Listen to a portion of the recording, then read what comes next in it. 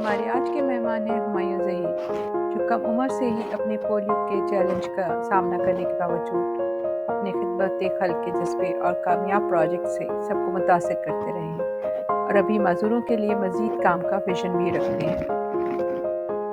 को 2 साल की उम्र में मुझे लेफ्ट लेग पे पोलियो हो गया था और मेरा ताल्लुक लाहौर से नहीं है, रिनाला खुर्द में हम छोटे सा एक कस्बा है, वहाँ से अच्छा। बिलोंग करता था। सो मेरे पेरेंट्स नॉलेज थे, अवेयर थे और एजुकेटेड थे माशाल्लाह। तो उन्होंने मेरे इलाज को देर नहीं की और मेरा मेरा ट्रीटमेंट स्टार्ट किया। लाहौर आते रहे रेगुलरली, डेली बेसिस के ऊपर फिजियो वगैरह होती रही मेरी, तो बेहतरी आई वक्त के साथ साथ। फिर मेरी अच्छा। स्कूलिंग का जब टाइम आया तो अब्बू ने और अम्मी ने ये फैसला किया कि हम रिनाला से लाहौर माइग्रेट कर लेंगे। तो क्योंकि मेरा इलाज भी कंटिन्यू था और यहाँ पे इदारे भी अच्छे थे, स्कूलिंग भी अच्छी थी, तो मेरी डेफिनेटली। वजह से हमें मेरे पेरेंट्स ने रिनाला खुद को छोड़ा और लाहौर अच्छा। शिफ्ट हो गए। अच्छा। इनिशियली जो है ना, मेरा जो एडमिशन करवाया गया था एक वो गवर्नमेंट स्कूल था, एक घर के करीब ही था, तो वहाँ पे, लेकिन अच्छा। वहाँ पे थोड़ा मसला हुआ कि माजूरी को लेके लोग टॉन्ट भी करते थे, रोज मुझे हर्ट करते थे, कोई धक्का दे देता था, कोई कोई लफ्ज पुकारता था और एग्जैक्टली। मैं रोज डिस्टर्ब होके घर आता था, रोता भी था। अम्मी ने कहा कि भाई तुम क्यों रोते हो, या तुम बहादुर हो। मतलब ग्रूमिंग मेरी ऐसे हुई कि वालिदा ने और पप्पो ने और अब्बू ने मुझे मॉरली सपोर्ट दिया और अच्छा। ब्रेव अच्छा। किया कि आपको ये बातें बर्दाश्त करनी है। हम्म। लोग आपका नहीं मजाक उड़ाते, अल्लाह का उड़ाते हैं, क्योंकि आप उसकी तख्लीक हो और हम्म। खालिक का जो है ना मजाक लोगों को जेब नहीं देता उड़ाना।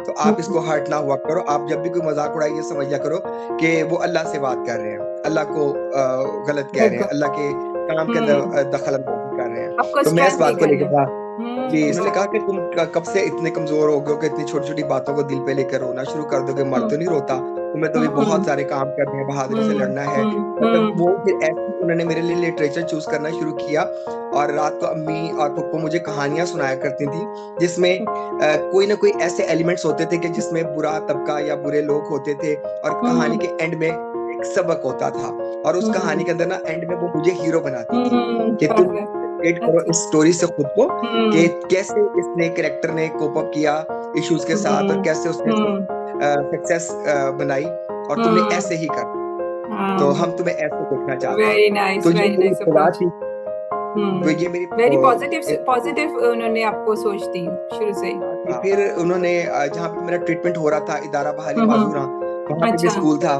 तो बहुत अब्बू को बड़ा एतराज था कि जी मैं एक स्पेशल बच्चों के स्कूल में पढ़ूंगा।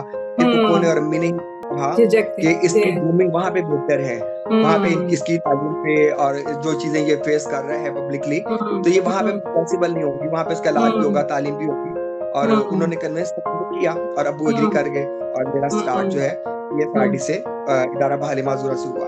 और वो अल्हम्दुलिल्लाह मैं कहता हूँ आज सबसे तक। जिंदगी में मेरे पेरेंट्स का सबसे अच्छा फैसला जो था ना वो था। बिल्कुल। मैंने बहुत। मैट्रिक किया और ड्यूरिंग स्कूल हम 7th क्लास में थे जब हमारी टीचर्स ने हमारे स्कूल में ना कुछ डिजर्विंग स्टूडेंट्स थे, जैसे होता ना हर क्लास में, हर तबके में, हर स्कूल में कुछ क्लासेस होती हैं different। जी हम जी जी। खाते भी थे घराने से बिलोंग करते थे जो बच्चे। तो टीचर ने ना एक दिन हमें लेक्चर देते हुए हकूक लिबाद और अखुवत और मुसावात का दर्स दे रही थी, तो हमने ठीक। सवाल किया कि ये क्या है। तो उन्होंने कहा कि आप बराबरी ये होती है, अखुवत और मुआखात और रवादारी, इसको कायम रखना ही इस्लाम है बेसिकली। कि आप अगर किसी को कमजोर देखो तो उसको अपना हाथ पकड़ाओ, उसको अपलिफ्ट करो, उसकी मदद अपलिफ्ट करो, करो। ताउन करो।